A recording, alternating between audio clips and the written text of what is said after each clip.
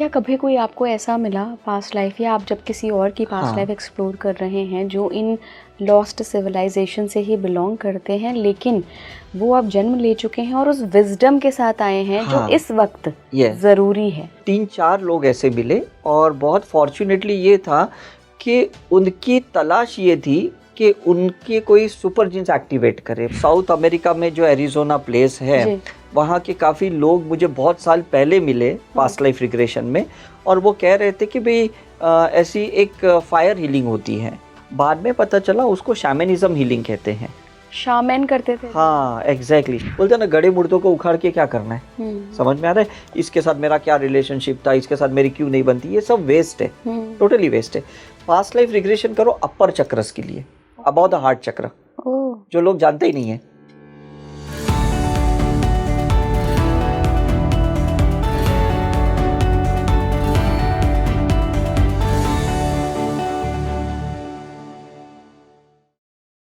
नमस्कार भारत, आप देख रहे हैं स्पीकिंग श्री। मैं हूं आपके साथ इला गोस्वामी। आज के पॉडकास्ट में हम बात करेंगे कि कैसे पास्ट लाइफ एक्सप्लोर करके आप पता लगा सकते हैं कि कहीं आप किसी एंशिएंट टाइम के, यानी कि जो बहुत पुराना समय था, या कोई लॉस्ट सिविलाइजेशन, परंपरा थी, सभ्यता थी, उसका हिस्सा तो नहीं है। अगर ऐसा है तो आपका लाइफ पर्पस क्या है, आप अभी क्या कर रहे हैं, क्या करने आए हैं। आज के जो हमारे एक्सपर्ट हैं उनके पास कई ऐसी केस स्टडीज़ हैं जिसमें लोगों ने अपनी पास्ट लाइफ एक्सप्लोर करते हुए ये समझा, ये देखा कि वो किसी बहुत पुरानी सभ्यता का हिस्सा रहे हैं और वो ट्रेड्स उस सभ्यता के अभी भी उनके अंदर मौजूद हैं। साथ ही हम इस बारे में भी बात करेंगे कि कैसे आप अपने अंदर हिडन क्वालिटीज़ को जीन एक्टिवेशन प्रोसेस के थ्रू एक्टिवेट कर सकते हैं और जान सकते हैं कि आपका हिडन टैलेंट क्या है, कैसे आप सोल कॉन्शियसनेस को भी बदल सकते हैं। ये सारा कॉन्सेप्ट पे अभी रिसर्च चल रही है। मेरे जो आज के गेस्ट हैं वो PLR एक्सपर्ट तो हैं ही, साथ ही वो इन सारी चीज़ों में, इन सारे टर्म्स पे, सारी प्रोसेस पे रिसर्च कर रहे हैं और लोगों को हेल्प कर रहे हैं अपने हिडन टैलेंट को ढूंढने के लिए। तो मैं स्वागत करना चाहूँगी उदय शाह जी का। आप पहले भी इनसे मिल चुके हैं, तब हमने पास्ट लाइफ्स को एक्सप्लोर किया था। आज हम थोड़ा एडवांस वर्जन पे बात करेंगे जिनमें हम इन सब थेरेपीज़ के बारे में बात करेंगे, साथ ही बात करेंगे उन केस स्टडीज़ के बारे में जिसमें लोगों को पता चला कि वो किसी लॉस्ट सिविलाइजेशन का हिस्सा रहे हैं। सर, बहुत बहुत स्वागत है आपका स्पीकिंग ट्री पर। Thank you very much. Sir, जैसा मैंने अपने दर्शकों को बताया कि आज हम लॉस्ट सिविलाइजेशंस को एक्सप्लोर करेंगे थ्रू पास्ट लाइफ। राइट। सबसे पहले तो मैं यही जानना चाहूँगी कि ये संभव है, आपने ऐसे केसेस देखे हैं जहाँ पर कोई व्यक्ति इस समय में जन्म लिया है और उसने अपनी पास्ट लाइफ एक्सप्लोर करी है और निकला है वो कहीं किसी मायान सभ्यता का या एटलांटिस के टाइम का, जो सभ्यताएं खत्म हो गई अभी नहीं है। राइट। कैसा है ना कि जो पैरेलल यूनिवर्स होते हैं ना, वहाँ पे भी टाइप्स ऑफ सोल्स होते हैं। जैसे मैंने पिछली बार भी आपको कहा कि हमारे यहाँ पे 7 टाइप्स ऑफ सोल्स होते हैं करके, इन्फेंट से लेके इनफाइनाइट सोल लेवल तक। तो दूसरी दुनिया में जो सोल्स होते हैं वो लोग भी पैरेलली ये एक्सपीरियंस यहाँ की करते हैं और यहाँ के लोग एक्सपीरियंस वहाँ की करते हैं। और जो लोग वहाँ एक्सपीरियंस कर चुके हैं और उनका कुछ अगर पार्ट रह चुका है तो डेफिनेटली उनको अर्थ पे आके, यहाँ पे आके, इस एलिमेंट पे आके उनको वो एक्सपीरियंस करना हो। तो उसमें कैसा है ना कि जब चीज़ें एक्सपीरियंस करने होती है तो उसमें काफ़ी बार वो सिविलाइजेशन वो लॉस्ट हो जाता है उसका, क्योंकि वो चैप्टर मतलब कहीं स्किप हो गया होता है। तब उसको पता चलता है कि वो मेरा चैप्टर अर्थ एलिमेंट पे मुझे मिलेगा, दूसरे प्लैनेट पे मिलेगा। तब उसको कंप्लीट करने के लिए ऐसे आता है। जैसे हम कैसे कहते हैं कि भाई बच्चा यहाँ तो बहुत पढ़ लिखा है लेकिन इसके आगे नहीं जा रहा है, तो फिर हम उसको US भेजते हैं, है ना, कोई यूरोप कंट्री भेजते हैं। तो यही होता है कि वहाँ पे कुछ एक उसका कंटेंट मिसिंग है और वहाँ पे समझ में आता है कि उसका कहीं ना कहीं यहाँ रिसर्च हो रहा है। जैसे अभी कोई लोग नासा के साइंटिस्ट है या यहाँ पे जो नागा साधु है, ये लोग साले वही लोग हैं कि ये लोग कोई ना कोई मतलब प्लैनेट से आए हुए हैं और उसके बाद में वो लोग अपनी स्टडी को कंप्लीट करते हैं और उसके बगैर पॉसिबल ही नहीं है। तो काफ़ी बार हम लोग जो ट्रैवल भी करते हैं वो इसी पर्पस से करते हैं कि नहीं, ये चीज़ तो ऋषिकेश ही मिलेगी, ये चीज़ तो हरिद्वार ही मिलेगी, ये चीज़ तो कलकत्ता में ही मिलेगी। तो वो चीज़ों के लिए ही हमें ट्रैवल करना पड़ता है और वही सोल को पता होता है। और जब वो पोटेंशियल सोल होता है या इवॉल्व सोल होता है ना, वही कर सकता है और कोई नहीं कर सकता करके। आपकी अपनी पर्सनल जर्नी भी कुछ ऐसी रही है? मेरी भी वैसी लॉस्ट रही। सिविलाइजेशन तो नहीं कहूंगी क्योंकि हाँ। सनातन का ही हिस्सा राइट है राइट द्वापर राइट। युग। Yes yes yes. आप महाभारत काल में थे। यस।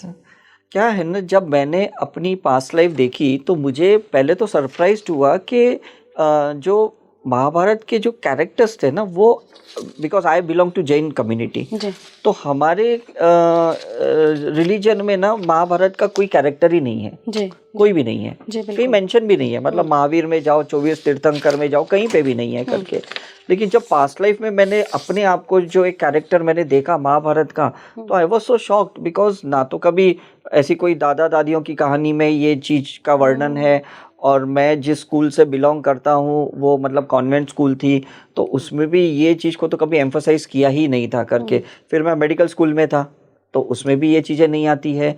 लेकिन जब मैंने देखा तो समझ में आ गया कि कुछ ना कुछ मेरा एक रीएक्टिवेशन का एक समय आ गया है, और मुझे सिर्फ अपने आप को नहीं, मुझे अपने कनेक्टेड सोल्स को भी रीएक्टिवेट करना है। और उसके बाद ये चैप्टर ओपन हुआ, and that is I think so it opened in 2013। Connected soul से क्या मतलब है आपका? कनेक्टेड सोर्स का कैसा रहता है ना, जैसे आपको पता है कि मीडिया फील्ड में ना कभी कोई एक सेंसर बोर्ड वाले एक कोई सीन को कट करते हैं, कहते हैं कि भाई ये सीन बवाल मचा देगा, तो वो सारे कनेक्टेड सोल्स को ना शूट पे ले जाते हैं, कहते हैं इसको रीशूट करना पड़ेगा, है ना, उसको एडिट भी नहीं कर सकते, उसको रीशूट करना पड़ता है। तो इसलिए वो कनेक्टेड सोल्स को वापस आना पड़ता है रीशूट करने के लिए। रीशूट करने के लिए। तो ये कुंभ का मेला जो हम कहते हैं 6 साल 12 साल में, ये एक्चुअली कनेक्टेड सोल्स को रीयूनियन करवाया जाता है। ये सब लोग आते हैं नागा साधु, और अपने अपने जो कैरेक्टर का जो या तो एक्सचेंज ऑफ कैरेक्टर होते हैं, या तो कुछ एक दूसरे को विजडम देते हैं, और वो जो एक मास ऑफ द ऑडियंस होती है उसको वो नेक्स्ट जनरेशन पे ले जाते हैं। उनके बगैर ये हो ही नहीं सकता, ऐसा है करके।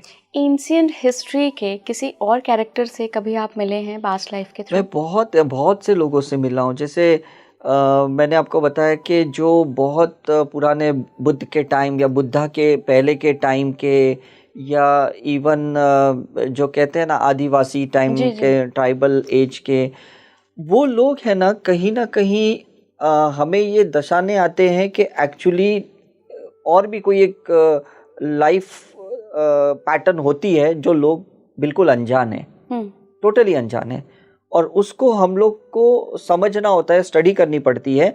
जैसे एक क्या कहते हैं, लोग कैसे पुरानी चीज़ों पे बहुत रिसर्च करते हैं, तो पुराने सोल्स पे और उनकी लाइफस्टाइल पे भी रिसर्च करने के लिए इनका आना बहुत ज़रूरी होता है करके। ये बहुत इम्पोर्टेंट है ऐसा। लाइफ पर्पस क्या होता है ऐसी जो? नहीं, लाइफ पर्पस तो सिंपल है, बिकॉज ये खुद इवॉल्व तो होना चाहते हैं, लेकिन ये चाहते हैं कि लोग उनको भूल गए हैं, उनके कल्चर को भूल गए, उनकी लाइफ पैटर्न स्टाइल को भूल गए हैं, तो उसको सिखाने के लिए वो वापस आते हैं करके ऐसा। राइट।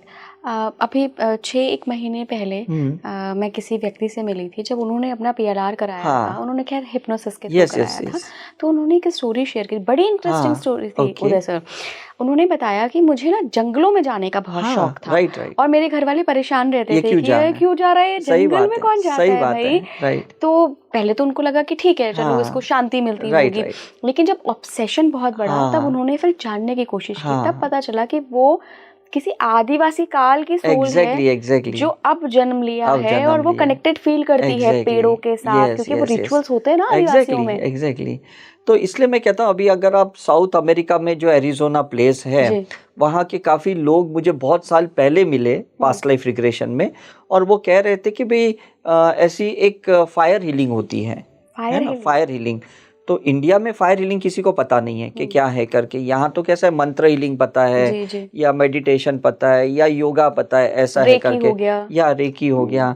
तो हमने तो चलो अब वो जो नॉलेज मिली तो हमने उसको मैनिफेस्ट भी कर दिया, उसको एक्टिवेट भी कर लिया। कुछ लोगों को हमने उनको एक चैनल बना दिया उस फायर हीलिंग का। बाद में पता चला उसको शैमनिज्म हीलिंग कहते हैं। शामन करते थे? हाँ एग्जैक्टली, शैमन ऐसा है। तो वो ट्राइबल्स लोग ही करते थे। और 2 साल पहले जब मैं US गया था, वहाँ पे गुरु पूर्णिमा में एक ऑर्गेनाइजेशन के रिसर्च के पर्पस से, तब वो सारे लोग मुझे मिले जो लोग वो करते थे। और वहाँ पे पहाड़ है जिसको पेरू कहते हैं करके, जी, जी। और वो लोग है ना, वो फायर हीलिंग मतलब उसको मुने की राइट्स कहते हैं, उसको फायर सेरेमनी ये लोग कहते हैं। उनके भी 9 राइट्स होते हैं, लेवल्स होते हैं। तो हर लेवल पे वो किसी ना किसी एनिमल इंस्टिंक्ट को बर्न करते हैं। हमारे अंदर की जो कहते हैं जानवर बुद्धि है, इसके अंदर डर है, इसके अंदर गुस्सा है, इसके अंदर, तो वो उसको जलाने के लिए ये कहते हैं। मतलब उन्हें ये नहीं पता था कि ये एक्चुअली एंसेस्ट्रल हीलिंग है, उन्हें ये भी नहीं पता था कि ये डीएनए का एक ट्रांसफॉर्मेशनल वर्जन है करके। तो हम कहते हैं ना, अरे ये तो सारी इसके जो हरकतें हैं ये तो दादाजी से आई है, पूर्वजों से आई है। तो सोचो शैमनिज्म में कितने सालों पहले या कितने एरा पहले लोगों को पता था कि फ्यूचर में अगर ये कुछ गलत इम्प्रिंट्स रीएक्टिवेट हो गई तो डेफिनेटली बहुत इश्यू हो सकता है, राइट। जैसे हमें ओसामा लादेन को देखा है या सद्दाम हुसैन को देखा है। मतलब ये लोग तो वही है जो कितने आदिवासी की माइंड इम्प्रिंट के साथ आए या वो एनिमल इंस्टिंक्ट के साथ आए। उनको ये ह्यूमन सर्विस या ह्यूमैनिटी कोई लेना देना नहीं है, उन्हें कोई पता भी नहीं है। तो ये जितने भी जो टेररिस्ट अटैक्स होते हैं ये एक्चुअली उस दुनिया को बिलोंग करते हैं। मतलब उनको सिर्फ किसी ने एंकरिंग कर दिया कि ये एक तुम्हारा एक टास्क है मोक्ष प्राप्त करने का, ये धर्म का टास्क है। और एक्चुअली ये लोग जब उनके हिप्नोटिकली वो चीज़ें रीएक्टिवेट करते हैं तो डेफिनेटली उनके अंदर वो जुनून सवार होता है। उन्हें पता भी नहीं होता है कि ये एक्चुअली कौन सी दुनिया को बर्बाद करने के लिए आए, जिसको हम क्वांटम साइंस में इलेक्ट्रॉन्स कहते हैं। तो इनकी बॉडी में 90 to 98% इलेक्ट्रॉन्स होते हैं, हार्डली 2, 4, 10% फोटॉन्स होते हैं या प्रोटॉन्स होते हैं। तो इनके मतलब कहते हैं ना, रग रग में या खून के एक एक सेल्स के अंदर बस वही जुनून सवार होता है और वही मतलब जो तबाही मचाते हैं, जो ये सारे अटैक्स करते हैं, ये वही लोग होते हैं करके। सर क्या कोई सिम्टम्स मिलते हैं बिना पीएलआर कराए भी इंसान को पूरे जीवन भर की? वो किसी ऐसी एंशिएंट सभ्यता का कभी हिस्सा, कभी कोई अभिन्न अंग रहा है? कोई सिम्टम्स होते हैं? देखो सिम्टम्स कैसे है ना, जैसे हम कहते हैं कि stay in present, stay in awareness. तो जब आप अंदर दृष्टि को डालते हो ना तो इंसान विदाउट पास्ट लाइफ भी समझ सकता है। कैसे? क्योंकि उसको समझ में आता है कि मैं ये दुनिया में जी रहा हूँ लेकिन एट द सेम टाइम मेरी एक दुनिया और भी थी या और भी है, और जिस चीज़ को मैं अच्छे से समझ पा रहा हूँ। ओके। तो वो जैसे हम कहते हैं ना कि सुषुम्ना नाड़ी होती है हमारी, राइट। तो वो कॉन्शियसनेस को ना वो अपने हिसाब से ऊपर नीचे कर सकता है। नॉर्मली हम पास्ट लाइफ रिग्रेशन में करते हैं, राइट। हम उसको जैसा मर्क्यूरी होता है ना थर्मामीटर में, तो इसी तरह से हम क्या करते हैं, उसको रिलैक्स करके उस मर्क्यूरी को नीचे लेके जाते हैं तो नीचे की पास्ट लाइफ ओपन होती है। ओके। है ना। उस मर्क्यूरी को अगर हम हील करते हुए, सिंबल्स डालते हुए, मंत्र चैंट करते हुए अगर ऊपर लेके जाएंगे तो सुपर जीन्स एक्टिवेशन होती है। तो कुछ लोग इतने टैलेंटेड होते हैं कि वो अपनी ही सुषुम्ना नाड़ी को ऊपर नीचे ले जा सकते खुद ही, क्योंकि पिछले जन्मों में साधना बहुत की है। तो मैंने जितनी भी अपनी 158 पास्ट लाइफ देखी है उसमें 85% पास्ट लाइफ मैंने ऐसी तरह ही देखी है। 15% ही पास्ट लाइफ किसी ने मेरी ऊपर रिग्रेशन करवाया। जब मुझे देखना होता है कि मुझे बुद्धा के साथ अपनी पास्ट लाइफ देखनी है कि मैं था कि नहीं था, उनके साथ मैं कौन था, तो मैं जस्ट अपनी सुषुम्ना नाड़ी को ले जाता हूँ उस एरा में और उसको रिएक्टिवेट करता हूँ और उनके साथ की मैं अपनी लाइफ देख लेता हूँ और मैं वापस अपने प्रेजेंट में आ जाता हूँ। तो उसमें कोई ऐसा प्रोसेस नहीं होता, कोई रिग्रेशन प्रोसेस नहीं होता, कोई थेरेपिस्ट भी नहीं होता। आप सिर्फ सेल्फ रियलाइजेशन जिसको हम कहते हैं, जाति स्मरण जिसको कहते हैं, उसी प्रोसेस के थ्रू आप जा सकते हैं और कर भी सकते हैं करके, है ना। क्या कुछ ऐसे ड्रीम्स भी आते हैं, जैसे कई सारे लोग अपने ड्रीम्स के बारे में शेयर करते हैं। yes. आजकल तो ड्रीम जर्नल बहुत फेमस हो गया। लोग बताते हैं उसमें अपने एक्सपीरियंसेस कि मैं हर दिन अपने आप को पैटर्न में एक सपना देख रहा हूँ या देख रही हूँ जिसमें मैं वॉरियर हूँ। अब पता ही नहीं है बेचारा, आज तक तो कभी लड़ा भी नहीं है, कराटे क्लासेस भी ज्वाइन नहीं करे हैं, अब उसको क्यों दिख रही है और बचपन से दिख रही है। राइट। ये क्या होता है ना कि कुछ चीज़ें जो हम कहते हैं ना हमारे अनकॉन्शियस माइंड में होती है, जो पास्ट लाइफ का जो डेटाबेस होता है अनकॉन्शियस में होता है। अब कुछ लोग है ना बहुत चैलेंजिंग नेचर के लोग होते हैं, वो लोग क्या करते हैं संचेत को प्रारंभ में लेके आते हैं, मतलब अनकॉन्शियस माइंड की जो पैटर्न्स होती है उसको वो सबकॉन्शियस में लेके आते हैं, या कभी वो कॉन्शियस माइंड में भी लेके आते हैं ड्रीम्स के जरिए, और उसके बाद उनको सब कुछ याद भी रहता है कि ये युद्ध था, ये वहाँ तलवार पड़ी थी, वहाँ गदा वहाँ पड़ी है, वहाँ पे ये चीज़ें हैं। मतलब ये कहाँ से आता है? सब चीज़ तो डेटाबेस तो अंदर ही है, राइट? लेकिन सब तो नहीं देखते। ओनली दोज पीपल जिनके अंदर वो जुनून सवार होता है कि भाई मुझे देखना है, जिसका हम कहते हैं ना फियर ही नहीं है। जहाँ फियर है वहाँ पे ये लोग ऐसा देख ही नहीं सकते। तो हम पास्ट लाइफ रिग्रेशन में क्या करते हैं, पहले उसके फियर को हील करते हैं, उसके डाउट को हील करते हैं, उसके फिल्टर को हील करते हैं, उसके बाद उसको बाहर निकालते हैं पास्ट लाइफ की चीज़ों को। लेकिन कुछ लोग तो इतने मतलब सेल्फ कंट्रोलिंग पावर वाले होते हैं, वो तो अपने फियर के ऊपर तो बहुत कंट्रोल कर चुके रहते, तो वो लोग तो अपने पास्ट लाइफ में इजीली जाएंगे ना। क्या ऐसे लोग जो किसी लॉस्ट सिविलाइजेशन से आते हैं, हाँ, वो भीड़ में एक अलग पहचान बनाते हैं?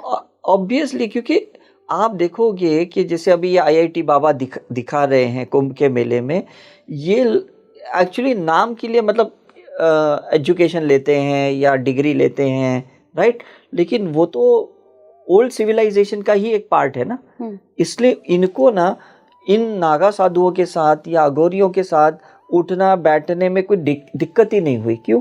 क्योंकि एक्चुअली तो वो ही सोल लेवल के थे, लेकिन उनका कोई एक इंटेंशन स्ट्रांग रहेगा, जिसको हम कहते हैं फ्री विल चॉइस, है ना। फ्री विल चॉइस आपको पता होगा कि लाइफ बिटवीन लाइफ ना हमको एक प्योर लाइट फॉर्म में ना एक क्वेश्चन पूछा जाता है कि तुमने इतने पुण्य की है, क्या तुम्हें इस पुण्य का कोई रिवॉर्ड चाहिए, ऐसा पूछा जाता है। हमने बहुत सारे लाइफ बिटवीन लाइफ ऐसे प्रोसेस किए, तो हम कहते हैं कि हाँ मुझे है ना बहुत बड़ा एक्टर बनना है, मुझे है ना एक आईआईटी में मतलब मुझे एक गोल्ड मेडलिस्ट बनना है, इज इट राइट? तो वो बंदे को तथास्तु किया जाता है, सो बी इट किया जाता है, और वो इस लाइफ में आता है, वो अपना वो एक विश पूरा कर लेता है, उसके बाद में वापस वो उसी दुनिया में जाता है जहाँ पे वो उसने एंटर किया था। ऐसा है। क्या कभी कोई आपको ऐसा मिला पास्ट लाइफ, या आप जब किसी और की पास्ट लाइफ एक्सप्लोर कर रहे हैं जो इन लॉस्ट सिविलाइजेशन से ही बिलोंग करते हैं, लेकिन वो अब जन्म ले चुके हैं और उस विजडम के साथ आए हैं जो इस वक्त ज़रूरी है? राइट, मुझे ऐसे ना अब तक समझो ना 3-4 लोग ऐसे मिले, और बहुत फॉर्चुनेटली ये था कि उनकी तलाश ये थी कि उनके कोई सुपर जीन्स एक्टिवेट करे, मतलब उनको इस युग के कनेक्टेड प्रोटोकॉल में कोई ले आए, इस मॉड्यूल में ले आए, बिकॉज अदरवाइज वो लोग बहुत पुराने मतलब सभ्यता का हो या पुरानी रीति रिवाज या जो भी उस समय के जो काल के जो लोगों की एक माइंड सेट होती है ना, उसी में वो उलझे पड़े थे। लेकिन उसके बाद जब इसमें आए तो डेफिनेटली उनमें बहुत चेंज आया, बहुत ट्रिमेंडस चेंज आया। तो हम कहते हैं ना वो डार्क से लाइट पे आ गए, टोटली लाइट पे आ गए, और उन्होंने देखा कि उन्होंने कितनी तबाहियां मचाई थी पहले जन्मों में भी, और इस प्रेजेंट के पास्ट लाइफ में भी कितनी गलतियां करी थी उन्होंने, है ना। और इसी के वजह से हम ऐसे लोगों की पास्ट लाइफ रिग्रेशन करते हैं और इनको फिर प्रेजेंट लाइफ के फोटॉन्स को एक्टिवेट करते हैं, प्रेजेंट लाइफ की सुपर जीन्स को एक्टिवेट करते हैं, क्योंकि इसी पर्पस के लिए तो वो आए हैं, लेकिन वो भूल गए कि इनको करना क्या है, या इनको कोई कराने वाला नहीं था, इनको कोई बताने वाला नहीं था, ऐसा है करके। तो एक सिंगापुर में भी मुझे एक बंदा मिला था, दुबई में भी मुझे एक इंसान मिला था, एक बार यूएस में भी मुझे ऐसे बंदा मिला था। लेकिन फिर मुझे समझ में आया कि ये वेट कर रहे हैं, ये खुद भी अपनी उस पैटर्न से मतलब एक विक्टिमाइज्ड है ना। जैसे काफ़ी बार हम बोलते हैं ना, यार मुझे दारू छोड़नी है लेकिन मैं छोड़ नहीं पा रहा हूँ, समझ में ना, यार कोई मुझे छुड़ा दे। तो ये लोग मुझे मिले, और फिर जब मैंने उनको हीलर बनाया, मैंने इनके चक्रस की ऑसिलेशंस चेंज किए, मैंने इनकी सोल कॉन्शियसनेस चेंज की, मैंने इनकी कुंडलिनी चेंज की, उसके बाद उनकी लाइफ पैटर्न पूरी बदली हो गई। मतलब आज कोई कहेगा भी नहीं कि वो एक समय में कोई अलग इंसान थे करके। आपने 2 शब्द यहाँ पे इस्तेमाल करे हैं उदित सर, कि सोल कॉन्शियसनेस चेंज की और दूसरा एक सुपर जीन एक्टिवेशन। यस। इन दोनों के बारे में थोड़ा सा जानते हैं और कैसे ये कनेक्टेड हैं उन सोल्स के लिए जो कि ऐसी बहुत पुरानी एंशिएंट हिस्ट्री से अब जन्म ले चुकी है। कैसा है ना, सोल कॉन्शियसनेस को अगर हम कहेंगे ना, तो आत्मा की चेतना, जिसको हम हिंदी में कहते हैं, जिसको हम टेक्निकली कहेंगे इट्स अ सॉफ्टवेयर, है ना, ह्यूमन का एक सॉफ्टवेयर होता है। तो हम कहते हैं जब एकदम लेटेस्ट सॉफ्टवेयर आता है, मतलब बहुत सारी चीज़ें अपडेट वर्जन वाली होती है, इज इट राइट? तो हम जब रीबर्थ लेते हैं तो कुछ तो एक नई कॉन्शियसनेस के साथ लेते हैं, लेकिन जब तक उस कॉन्शियसनेस की सुपर जीन्स एक्टिवेशन नहीं होगी, जिसको हम सोल टैलेंट कहते हैं, सोल इंटेलिजेंसी कहते हैं, तब तक उसका कोई फायदा भी नहीं है। मतलब अगर मैं कोई एक नया मोबाइल लेके आता हूँ और मुझे उसके एप्लीकेशन ही नहीं पता, उसकी टेक्निकल एस्पेक्ट्स ही नहीं पता, तो मैं तो उसको यूज ही नहीं कर पाऊंगा। समझ में आ रहा है? अब आपके पास 5G का कार्ड है, सिम का कार्ड है, और आपके पास नोकिया 6600 जो 2G का मोबाइल है, तो वो सिम का क्या मतलब है? Is it right? तो आप क्या करोगे, 5G वाला मोबाइल खरीदोगे और फिर ये सिम डालोगे, फिर आपको वो सर्विसेज मिलेगी। तो यही एक डिफरेंस है कि लोगों के जब तक सुपर जीन्स एक्टिवेशन नहीं होते, लोग कितने भी रीइंकारनेट हो, कितने भी अलग अलग कॉन्शियसनेस लेके आए हो, उनका फायदा क्या है? अब कोई इंडियन आइडल वाला उनके अंदर सिंगिंग क्वालिटी को एक्टिवेट करता है, कोई लिटिल चैम्प वाला डांसिंग की क्वालिटी को एक्टिवेट करता है, उसके बाद वो लोग मतलब हिट हो जाते हैं। तब तक तो वो लोग बेचारे लेमैन के जैसे ही लाइफ जीते रहते हैं।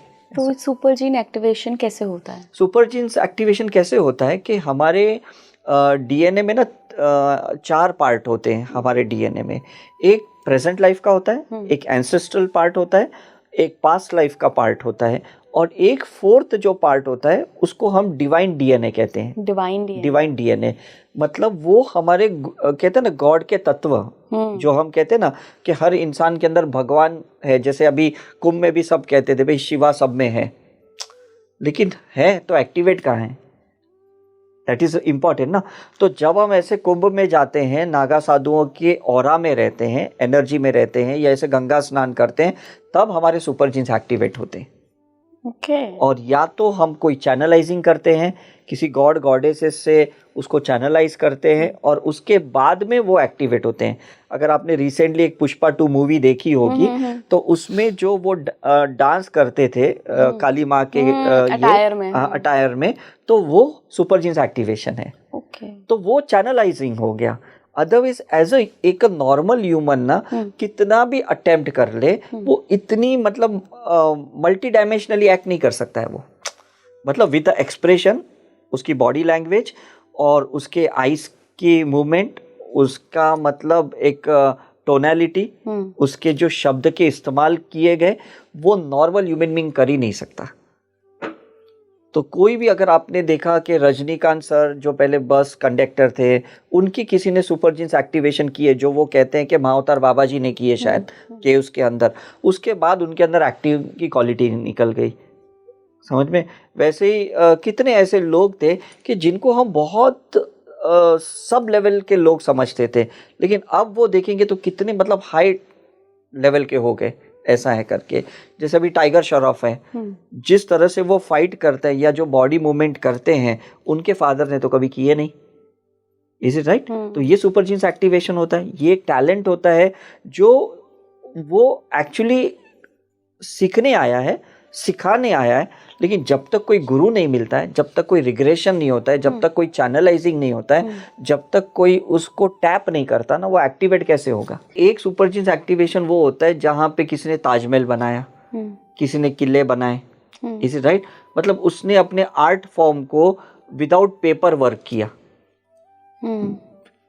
ये जो भी आर्किटेक्ट लोग थे ना, उन्होंने बिल्कुल कोई मेजरमेंट नहीं किया, पूरा वो लोग अपनी अंदर की स्किल से उसको उन्होंने बना दिया। Is it right? लेकिन आज जो सुपर जीन्स एक्टिवेशन होता है, वो इंटेलेक्ट पार्ट के साथ सुपर जीन्स एक्टिवेशन होता है। मतलब एक आर्ट को भी लाने के लिए ना एक लेफ्ट ब्रेन की जरूरत पड़ती है। डायरेक्ट आप राइट ब्रेन को यूज नहीं कर सकते, जो पहले होता था। क्यों होता था? क्योंकि पहले टेक्नोलॉजी नहीं थी, इक्विपमेंट नहीं थे, मेजरमेंट नहीं थे। अब तो है ना। तो अब का जो सुपर जीन्स एक्टिवेशन जो हम करते हैं, किसी में भी, चाहे बच्चे में करते हैं या बड़े में करते हैं, सिर्फ हम राइट ब्रेन को एक्टिवेट नहीं करते, साथ में लेफ्ट ब्रेन को भी करते, ताकि वो समझ सके कि मुझे इस जैसे अगर मुझे आपका ऑरा देखना है तो मैं आंखों से भी देख सकता हूँ और मैं बता सकता हूँ आपका ये ऑरा है। लेकिन जहाँ अभी इक्विपमेंट है, टेक्नोलॉजी है, तो उससे देखूंगा, तो मैं उससे ही देखूंगा ना। तो आपको भी सेटिस्फेक्शन होगा कि ये ऐसे ही नहीं हवा में कोई तीर चला रहा है, इसके पास एक स्क्रीन है, इसके पास एक साधन, एक इक्विपमेंट है, एक टेक्नोलॉजी है जिसके थ्रू वो बता रहा है और मैं भी देख पा रही हूँ। हाँ, जैसे हम देखते थे ना कि पहले के बड़े बुजुर्ग थे, मैं तो अभी भी खैर नफ्स से चेक हाँ, करती वही हूँ मैं कह रहा अंगूठे के हूँ, नीचे exactly. कि बुखार है या That's नहीं the है, main thing. लेकिन थर्मामीटर वो ऑथेंटिसिटी दे देता Perfect, है कि भाई कितना है, that is very degree. Important. आज एलोपैथी कितनी भी साइड इफेक्ट के साथ चल रही है, लेकिन मास वॉल्यूम क्यों फॉलो कर रही है? क्योंकि वैलिडेशन है, प्रूफ है। स्पिरिचुअलिटी में प्रूफ ही नहीं है, कह रहे बस आप ब्लाइंडली सरेंडर हो जाओ, फेथ रखो, विश्वास रखो, ट्रस्ट रखो, लेकिन आदमी का डाउट है, आदमी का फियर है और आदमी की एक पेशेंस वैल्यू है, उसके बाद वो इम्पेशेंट हो जाता है। अच्छा सर, हम जनरली देखते हैं कि जब भी कोई परेशानी होती है या कोई फोबिया हो जाता है, रिलेशनशिप प्रॉब्लम्स होती हैं, हम तभी पास्ट लाइफ रिग्रेशन की तरफ बढ़ते हैं। लेकिन मुझे आपकी बातों से ऐसा समझ आ रहा है कि अगर आप अपने अंदर के उस डिवाइन डीएनए को एक्टिवेट करना चाहते हैं, उसमें भी रिग्रेशन क्या फायदेमंद रहता है? देखो, पास्ट लाइफ रिग्रेशन 95% लोग वो करते हैं जिनको अपने हार्ट चक्र के नीचे के चक्रस के कार्मिक क्लियरेंस करने होते हैं। कार्मिक क्लियरेंस कहते हैं ना, मेरा इसके साथ बनती नहीं है, मेरे पास पैसा नहीं आ रहा है, मेरी प्रॉपर्टी का डिस्प्यूट चल रहा है, इसको कार्मिक कहते हैं। तो 95% तो लोग वही आते हैं कि मेरा डिवोर्स हो गया, मेरा ब्रेकअप हो गया, ये हो गया।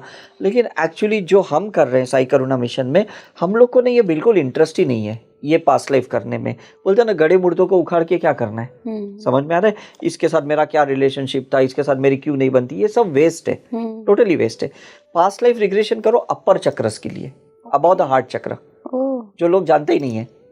थ्रोट चक्र है, आग्नेय चक्र है, क्राउन चक्र है, क्योंकि उसमें आपके सुपर जीन्स एक्टिवेशन होते हैं, उसमें आपकी सुपर क्वालिटीज आती है, उसमें आपका सुपर टैलेंट आते हैं। बिकॉज हमें सक्सेस की तरफ जाना है, और सक्सेस की तरफ कब जाओगे? जब ऊपर के चक्र ऑलरेडी डिवाइन है, जो शिवा से कनेक्टेड है ना। शिवा का 2 पार्ट है, एक शिवा का इंटेलेक्ट पार्ट है, एक शिवा का शून्य का पार्ट है, जो लोगों को पता नहीं है।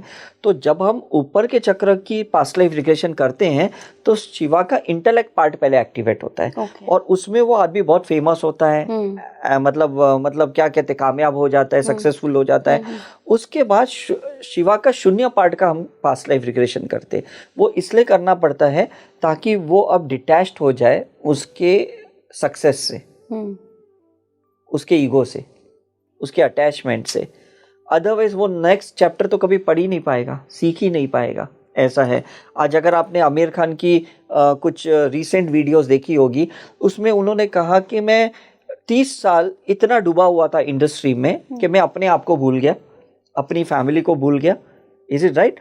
तो जब वो डिटैच्ड हुए उस इंडस्ट्री से, उसके बाद एक्चुअली वो अपनी अभी पर्सनल लाइफ का प्रोग्रेस कर रहे, इवोल्यूशन कर रहे। अदरवाइज तो जस्ट दूसरे को पढ़ाने के लिए वो ऐसी अच्छी पिक्चरें बनाते थे, लेकिन खुद का क्या, खुद तो वहीं के वहीं रह गए। उनके रिलेशनशिप हमेशा ब्रेकअप ही होते थे, हमेशा क्राइसिस में ही रहते थे, बिकॉज सेल्फ इवोल्यूशन नहीं हुआ ना।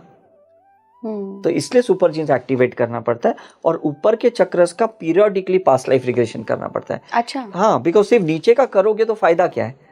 तो ये डिफरेंशिएशन आप कैसे करते हैं? हम तो ऑरा से करते हैं, हमारे पास तो ऑरा के मशीन है। Okay, right? तो ऑरा के मशीन से पता चलता है कि अगर इसकी डार्क एनर्जीज ज्यादा है तो ऊपर के चक्र को एक्टिवेट करो। अच्छा, समझ में? और अगर ऊपर के चक्र ज्यादा एक्टिवेटेड, लाइट ऑरा ज्यादा है, तो नीचे के करो। क्यों? क्योंकि उसके पास पोटेंशियल ऑरा है, जिससे वो नीचे के चीजों को उखाड़ भी देगा ना, तो भी उसको हैंडल कर पाएगा। जैसे हम कहते हैं ना, इसका हेमोग्लोबिन अच्छा है, इसकी सर्जरी कर सकते। राइट। इसका शुगर नॉर्मल है, इसका ब्लड प्रेशर नॉर्मल है, इज फिट फॉर सर्जरी। तो लोग गलत करते हैं। लोग क्या करते हैं, जो आदमी ड्रेन्ड होता है, जिसकी ऑरा लीक होती है, जो आदमी परेशान होता है, उसकी पास्ट लाइफ करते हैं। फायदा क्या है? मतलब पहले से ही वो बेचारा माइनस में है, और पास्ट लाइफ करने से तो और माइनस में चला जाएगा ना वो। राइट। इसलिए आप देखो कि ये जो सब्जेक्ट है पास्ट लाइफ रिग्रेशन का, ये ग्लैमरस सब्जेक्ट है, जिसमें लोगों को सिर्फ उत्सुकता होती है, बस मुझे जानना ये क्यों है।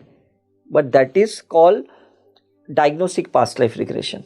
It's not a therapeutic past life regression. Therapeutic past life regression ये होती है जिससे उसका कैंसर ठीक हो सकता है, उसका HIV ठीक हो सकता है, उसका जुवेनाइल डायबिटीज ठीक हो सकता है, उसकी कंजेनिटल हार्ट डिजीज ठीक हो सकती है, उसके अंदर का एक आर्ट बाहर आता है, कलाएं बाहर आ जाती है, टैलेंट आ जिससे जाता है। टैलेंट बाहर आ जाता है, जिससे वो लाइफ में क्या मतलब पूरी फैमिली को मतलब अपलिफ्ट कर सकता है, इतनी उसमें ये होती है। कई सारी सभ्यताएं ऐसी हैं जो खत्म हो गई, विलुप्त हो गई। लकीली हम भारत देश में जो सभ्यताएं थी वो आज तक फल फूल रही हैं, Right, सनातन धर्म फल फूल रहा Right, है। right. लेकिन बहुत सारी सभ्यताएं थी जो गिर गई। हाँ। तो क्या उन सोल्स के कुछ कर्म अधूरे रह गए जिनको पूरा करने के लिए वो इंतजार कर रहे हैं कि कब जन्म मिले?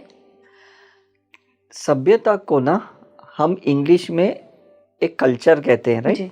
या डिसिप्लिन कहते हैं, इज राइट। अब आप सोचो कि जहाँ पे हमारे इंडिया में ना एक दो पोलैरिटीज़ हैं। कैसे कि हम राम को कहते हैं सभ्यता है ना, कि जो एक डिसिप्लिन से चलते, एक प्रिंसिपल से चलते, और हम कृष्ण को कहते हैं कि is a diplomatic person, is right. मतलब वो उनकी राधा कृष्ण की भी कहानी हमें पता है, हमें कुरुक्षेत्र वाली भी चीज़ें पता है कि नहीं। तो ये दोनों पोलैरिटी के एक्सपीरियंस लेने के लिए तो सोल बार बार जन्म लेके आते हैं, राइट। जब महिलाएं सप्रेस्ड होके अपनी फैमिली में जी रही थी आज से 40-50 साल पहले, तो एक सभ्यता था, राइट।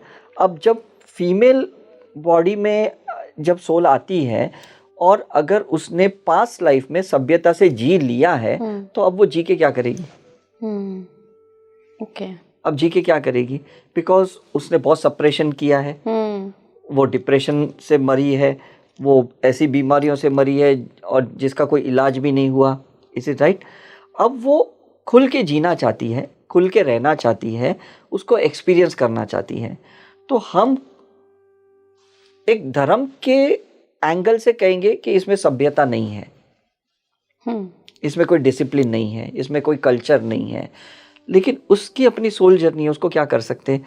और 80-90% आज के युग में तो ये सारे सोल्स ऐसी तरह से जीने के लिए ही आए हैं। मतलब जो उस सभ्यता में टेस्ट नहीं मिला वो अब की सभ्यता में टेस्ट लेने के लिए आ रहे हैं। उस जन्म में वो 3-4 बजे सुबह उठ के वो लोग फार्मर लाइफ जी चुके हैं, है ना, एग्रीकल्चर फील्ड पे जाके। अब आप सोचो आज की सभ्यता के लोग 3-4 बजे तो सोने जाते हैं, एग्जैक्टली ऑपोजिट हुआ। तो जो वो ब्रह्म मुहूर्त में जो पहले वो करते थे, जिनको वो हम संस्कार कहते हैं या जिनको हम कहते हैं कि भाई वो एक धार्मिक प्रवृत्ति के लोग थे, और आज हम कहते हैं कि ये 3-4 बजे तो सोने जाते, डिस्को से, पब से, ये सब करने के बाद, नशे करने के बाद। तो ये तो सभ्यता नहीं है, बिकॉज ये डार्क एनर्जीज के लेसन्स है, जिसको हम साइंस में, क्वांटम साइंस में, फिजिक्स में कहते हैं कि लेसन्स ऑफ इलेक्ट्रॉन्स, समझ में।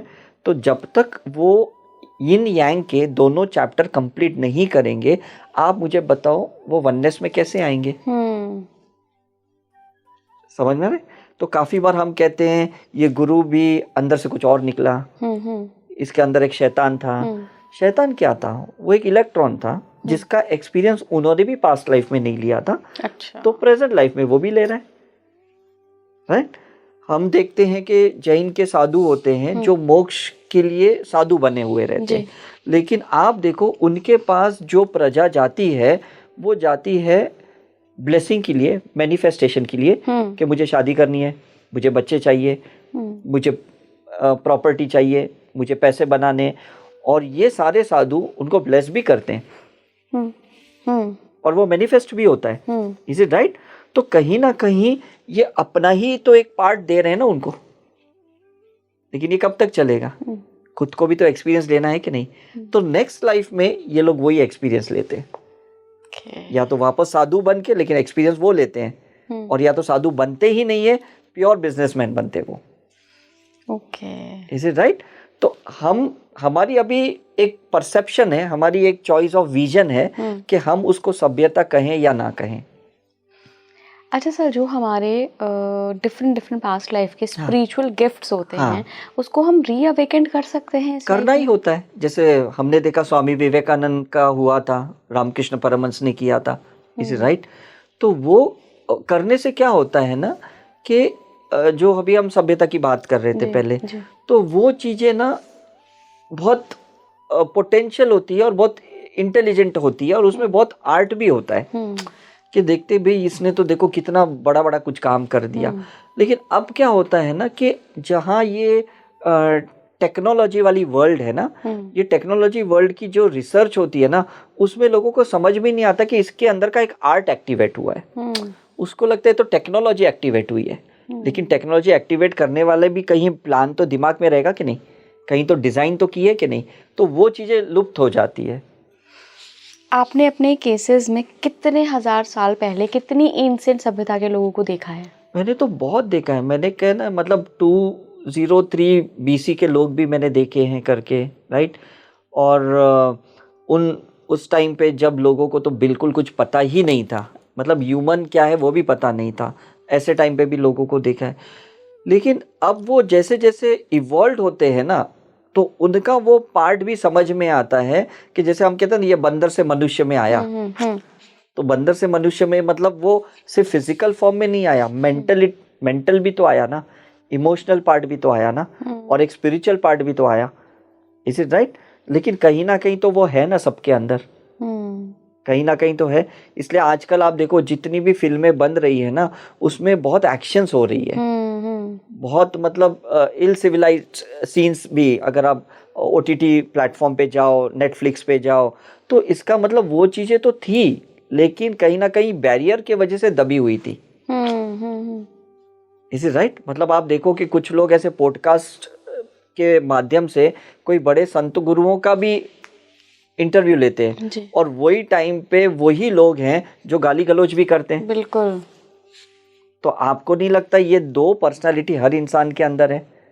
It's matter of your choice कि आपको उसको डिसिप्लिन में लाना है, रखना है, या उसको हील्ड करके इवॉल्व करना है। तो अनफॉर्चुनेटली क्या होता है ना, लोग इस चीज को ना हैंडल नहीं कर पाते। हैंडल क्यों नहीं कर पाते? क्योंकि उसके ऊपर कोई स्पिरिचुअल वर्क नहीं किया। और अगर वो वर्क करते हैं तो मुझे लगता है बहुत अच्छे, जो आप कह रहे थे कि बहुत अच्छे फिल्टर वाले इवॉल्व पर्सन हो जाएंगे वो। अच्छा, आपने जो अभी थोड़ी देर पहले बताया था कि हम चक्रों के एक्टिवेशन पे काम करते हैं, कि किसको हार्ट चक्र के ऊपर वाले चक्र का एक्टिवेशन जरूरी है, किसको नीचे। तो ये आप डिसाइड करते हैं या व्यक्ति खुद भी डिसाइड कर सकता है? व्यक्ति तो डिसाइड कर सकता है, लेकिन उसको इसका नॉलेज तो नहीं होता ना, राइट। हमें ये समझाना पड़ता है उसको, राइट। अब सपोज कोई एक डायबिटिक पेशेंट है, वो डॉक्टर के पास जाता है, वो तो डिसाइड नहीं कर सकता ना मुझे टैबलेट्स लेना है कि इंसुलिन के इंजेक्शंस लेना है। राइट। डिसाइड कौन करता है? डॉक्टर ही करता है ना। तो हम भी क्या करते हैं कि अगर आप हम पे छोड़ दो तो will do the best of it. लेकिन प्रॉब्लम क्या होता है ना, लोग ट्रीटमेंट ना अपने लेवल से चाहते, एंड यहाँ पे सब गड़बड़ हो जाती है। जहाँ पे मैं उनको कहता हूँ कि चलो आपका ये बहुत बड़ा इशू जो चल रहा है, ये पैटर्न चल रही है, चलो हम आपके सुपर जीन्स एक्टिवेशन कर रहे हैं, बोलते वो मुझे कुछ नहीं करना, मुझे बस ये देखना है ये मेरे साथ क्यों हो रहा है। आपने अपना सुपर जीन एक्टिवेशन कब किया? मैंने किया था 2002 में। 2002? हाँ। और मतलब मैंने अपनी थर्मल विजन्स को बाहर निकाला, मैंने अपनी आउल और ईगल की लाइफ देखी थी, ऐसा है। तो जब आउल की लाइफ देखी तो मैं समझ गया कि अगर वो लाइफ में मेरे अंदर वो विजन थी तो मैं इस लाइफ में भी तो रीएक्टिवेट कर सकता हूँ। तो मैंने उसको रीएक्टिवेट किया, और उस दिन से मैंने फिर लोगों के ऑरा देखना शुरू किए। Is it right? और पहले मैं बिल्कुल फोकस नहीं था, और जहाँ पे भी मेरे एस्ट्रोलॉजिकल कोई चार्ट रीड करता था, वो कहता था तुम बहुत है ना वेवरिंग दिमाग के हो, तुम कोई एक जगह स्थिर नहीं रहते हो, और तुम कोई भी चीज़ को कंप्लीट नहीं करते हो, ऐसे मुझे कहते थे। तो फिर जब मैंने ईगल की लाइफ देखी थी, मैंने सोचा इसको मैं एक्टिवेट करता हूँ, और उसके बाद मैं एकदम फोकस्ड रह गया कि मुझे जो करना है मैं करके ही छोड़ूंगा, तब तक मैं उसको छोड़ूंगा नहीं। आपके इस एक्सपीरियंस से बड़ा इंटरेस्ट जाग रहा है मेरा कि एक्चुअली हम देखते हैं कि हमारे जब भी हम कुंडली दिखवाते हैं, बर्थ चार्ट दिखवाते हैं, तो हमें पता तो चल जाता है कौन सी परेशानी है। लेकिन ये तो मैंने कभी अंदाजा नहीं लगाया कि इस तरीके से भी सुपर जीन एक्टिवेशन से भी आप उस परेशानी का हल पा सकते हैं। बिकॉज क्या है ना, कहते ना प्रॉब्लम अंदर है तो सॉल्यूशन भी अंदर होगा। बिल्कुल। क्वेश्चन अंदर है तो आंसर भी अंदर होगा, लेकिन उसको टैप करने वाला तो चाहिए। तो ये तो सिंपल चीजें हैं। मतलब अगर पहले आपके मिनरल्स लाइफ हो चुके हैं, आपके प्लांट्स की लाइफ हो चुके हैं, आपकी एनिमल की लाइफ हो चुके हैं, उसके बाद ही तो ह्यूमन में आए हो, तो इसका मतलब ह्यूमन कभी भी अपने super genes activation lower kingdom के भी कर सकता है। लोअर किंगडम के, हाँ आपने आउल और ईगल के किए ना। तो मैं ये कहता हूँ अभी ये जो फाइटर्स होते हैं जी। जो अखाड़े में जो फाइट करते हैं, इनके अंदर क्या है, मतलब वो बुल की तो एनर्जी होती है, नहीं तो ये ऐसे कैसे फाइट कर पाएंगे, समझ में आ रहा कि नहीं। तो वो आपका अंदर होता है, जैसे ओशो कहते हैं कि जिसने भी गाय के बाद अगर ह्यूमन लाइफ लिया है तो वो हीलर ही बनेगा, वो स्पिरिचुअल पर्सन ही बनेगा, वो कभी गलत काम कर ही नहीं सकता। बिकॉज गाय माता जिसको हम मानते हैं उसके अंदर कितना कंपैशन होता है, तो उसकी कॉन्शियसनेस सुपर जीन्स एक्टिवेशन अगर किसी में हो गई तो डेफिनेटली वो तो अच्छा ही डिवाइन वर्क ही करेगा वो, राइट। राइट। कोई केस याद आ रहा है आपको जहाँ पे आपने ऐसे सुपर जीन एक्टिवेशन की हो? बहुत केसेस है, बहुत केसेस, मतलब मैं तो अनगणित कह सकता हूँ, बिकॉज मेरा तो पूरा दिन काम ही है, या इतने सालों से मैं तो यही काम करते आ रहा हूँ। और वो करना भी इसलिए होता है because I don't focus on disease, I don't focus on symptoms. हम फोकस करते हैं कि इसके अंदर कुछ तो ऐसा टैलेंट है, और वो जिसको मैं कहता हूँ टेक्निकली काउंटर पार्ट। तो मेरा इन्वोकेशन क्या होता है कि इसका अगर ये ब्लैक पार्ट है, कैंसर का पार्ट है, या कोई भी पार्ट है, साइकोलॉजी गलत है या इमोशंस गलत है, इसका कहीं तो काउंटर पार्ट होगा। बिकॉज अगर हम कहते हैं कि हम शून्य से आए हैं और शून्य में जाएंगे, तो अगर इसका -2 है तो कुछ तो +2 होगा, बिल्कुल। -7 है तो +7 तो होगा। तो ये +7 +2 +3 ये सब सुपर जीन्स एक्टिवेशन है। तो मैं सोचता क्या हूं, इसका ऑपोजिट पार्ट को अगर मैं एक्टिवेट कर दूं तो कितना जबरदस्त होगा। समझ में आ रहा है। मतलब मैं एक छोटा एग्जांपल देता हूं कि मैं काफी साल से बचपन से देखते आ रहा था, मेरा भाई एकदम नास्तिक था, कभी कोई भगवान को नहीं मानना, मंदिर में नहीं जाना, मंत्र चैंट नहीं करना। और हम लोग because we belong to Jain family, हम लोग थोड़े कट्टर होते हैं जैनिज्म में, राइट। तो मैं इतना कट्टर नहीं था, लेकिन मुझे लग रहा था भाई क्यों मान नहीं रहा है। And he was topper in everywhere, university में MBBS किया, एम्स का दिल्ली में था, फिर US गया, लंदन गया, लेकिन हमेशा एक पार्ट मुझे इसका मिसिंग लग रहा था कि ये गॉड को वर्शिप नहीं कर रहा है। Is it right. तो मैं उसको जब भी हील करता था डिस्टेंसली, बिकॉज ये ना क्रिस्टल्स को मानता है ना स्पिरिचुअलिटी, तो मैं एक ही सोचता था इसका ऑपोजिट काउंटर पार्ट ना इसके अंदर है और मुझे उसको एक्टिवेट करना है। और 2008 में जब मैं पहली बार US गया उसको मिलने के लिए, मैंने उसके घर में बैठे बैठे ना डिस्टेंस से वो प्रोसीजर किया। और जिस दिन मैं 45 डेज के बाद जब मैं इंडिया आ रहा था, वो एक्टिवेट हो गया। और उसको एक ऐसे ज़बरदस्त गुरु मिले जिसका आज वो पूरा राइट हैंड बन के बैठा हुआ है। 17 ईयर्स हो गए उसको, क्योंकि वो सुपर चीज़ एक्टिवेट हो गया और उसको पता ही नहीं चला वो प्रोसीजर हमने साइलेंटली किया। तो साइलेंटली भी कर सकते, साइलेंटली ही करना होता है, बिकॉज ऐसे तो आदमी रेजिस्ट ही करेगा, अलाउ कौन करेगा। पहले तो साइंस नहीं पता, ऊपर से एक डर रहता है कि भाई ऑपोजिट कहीं एक्टिवेट हो गया तो जैसे हम बोलते हैं ना, मेरा बच्चा साधु जैसा होना चाहिए, साधु नहीं होना चाहिए।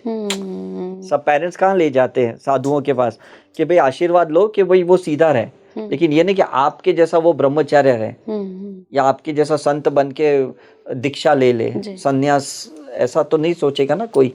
तो यही होता है, ये सुपर जीन्स एक्टिवेशन पोलैरिटी वाला सब्जेक्ट है कि उसको देखना है कि अगर इसको कैंसर 2nd स्टेज का है, मतलब इसमें 2nd स्टेज का भी हीलिंग पावर होगा, उसमें मतलब पॉजिटिव इम्यूनिटी होगी। अगर आप उसको टैप करोगे तो बात खत्म होगी। जैसे कोविड में हमने सैचुरेशन बढ़ाने के लिए प्रोसेस किए, हमने वायरस के ऊपर कुछ काम नहीं किए। हमने क्या किया, उसका ऑक्सीजन लेवल बढ़ा दिया, तो वायरस खुद ब खुद नीचे आ गया, ऐसा हो गया। That's a simple thing. तो अभी जब वो ईगल वाली और आउल वाली आपने रीएक्टिवेशन की, तो you can see anyone's aura. हाँ, मतलब मैं तो तब से देखते आ रहा हूँ, लेकिन फिर गिल्ट हो रहा था कि मैं देख रहा हूँ, लोगों को समझा नहीं पा रहा हूँ या बता नहीं पा रहा हूँ। तो 2005 में ऐसा हुआ कि मुझे लंदन के साइंटिस्ट मिले, फिर ये ऑरा मशीन आई मेरे पास, मैंने PhD की उसके ऊपर। फिर तो मैं लोगों को सामने बता, फिर तो मैंने वो देखना ही बंद कर दिया। मैंने कहा ज़रूरत ही क्या है, जब मशीन ही दिखा रहा है तो दैट्स द बेटर वे, ऐसा है ना। और जब मैं पास्ट लाइफ रिग्रेशन करता भी था, अभी तो मैं 10 साल से मैं कर नहीं रहा हूँ, 2014 से, लेकिन जब मैं करता था तो पैरेलली मैं उनके साथ ट्रैवल करता था। तो कभी वो नहीं भी देख लेते थे पास्ट लाइफ, तो मैं उनको बताता कि पिछले जन्म में तुम ये थे, तुम ऐसे थे, तुम्हारा ये अधूरा रह गया। बता देते हाँ, ऐसे ही, बिकॉज पैरेलल ट्रैवल करना पड़ता है ना। जैसे आप देखो ना, जो सर्जन होते हैं वो किसी भी पेशेंट की जब सर्जरी करते हैं ना, तो पैरेलली वो भी तो अपनी एनाटॉमिकल नॉलेज को लेके चल रहे हैं ना। जी। उनको पता होता है ना कि इनके मसल्स किधर है, इनके टेंडन्स किधर है, इनके वेन्स किधर है, आर्टरी किधर है, नर्व किधर है, तो वो भी तो एक्चुअली उसके अंदर डीप स्टडी कर किए चलते रहते हैं। ऐसा नहीं कि वो मैकेनिकली ऑपरेट कर रहे हैं। तो पास्ट लाइफ रिग्रेशन का मतलब क्या कि therapist travels with the client, और अगर वो कर सकता है तो उससे अच्छी चीज़ और कोई नहीं हो सकती है, ऐसा है। सर आपकी सारी बातों से मुझे ये समझ आया हाँ। कि पास्ट लाइफ सर ये एक्सप्लोर करने के लिए नहीं है कि हाँ। भाई मैं पिछले जन्म में क्या था, Exactly. इस व्यक्ति से मेरा क्या संबंध है। आप बहुत ऊपर के लेवल पे भी चीज़ें कर सकते हो, जैसे सुपर जीन एक्टिवेशन, जैसे कि डिवाइन डीएनए को ढूंढना। तो इनसे फ़ायदा क्या हो रहा है, आपने फ़ायदे देखे? हाँ, फ़ायदा क्या होता है ना, जैसे हम एक शब्द का इस्तेमाल करते, कर्मा जी, कर्मा कहते हैं ना, तो लोगों को क्या लगता है ना, कर्मा मतलब बुरा, ऐसे बोलते हैं ना, अरे ये कैसा कर्मा लेके आया है। लेकिन ऐसा नहीं है। कर्मा मतलब वो एक्शन है ना, कोई भी कर्म, कोई भी एक्शन ही है, एक्शन ही है ना। तो एक्शन अच्छा भी होता है, बुरा भी होता है। Is it right? आप देखो, जब भी कोई कर्मा का गलत एक्शन हुआ जी, रॉन्ग डायरेक्शन में, तो उसका कुछ तो साइड इफेक्ट होगा, जिसको हम रिसर्च में ना कार्बन कहते हैं। कार्बन कहते हैं। कार्बन क्यों कहते हैं? मतलब ये तो जल गया लेकिन ये काला ऐश रह गया, तो हम क्या बोलते हैं, अस्थियां रह गई, तो उसको हम गंगा में बहाते। Is it right? तो पास्ट लाइफ रिग्रेशन में हम ये देखते हैं कि उसने जो गलत किया, तो उसका जो कार्बन है ये कहाँ कहाँ पे फैला हुआ है, उसका डीएनए में कहाँ कहाँ पे, उसकी फैमिली में, एंसेस्टर्स में, उसके आगे के जनरेशन में या पीछे के जनरेशन से आया है। तो वो चीज़ें उसको हील करनी पड़ेगी, और जब तक वो नहीं करता तब तक वो फ्री नहीं हो सकता। हीलिंग कैसे होती है? हीलिंग से क्या होता है ना, कि एक प्रोसेस होता है कि जिसमें हम उनके चक्रस को एक्टिवेट करते हैं, उनको एक चैनल बनाते हैं, क्योंकि हम एक हायर सेल्फ कहते हैं कि हम किसी ना किसी गॉड के एक फ्रेगमेंटेड पार्ट है। जी जी, है ना, हमारे कोई तो अंश होता है कि नहीं, तो हम उसको रीएक्टिवेट करते हैं, और जैसे वो रीएक्टिवेट हो गया तो सेल्फ हीलिंग प्रोसेस स्टार्ट हो जाता है। Okay, is it right?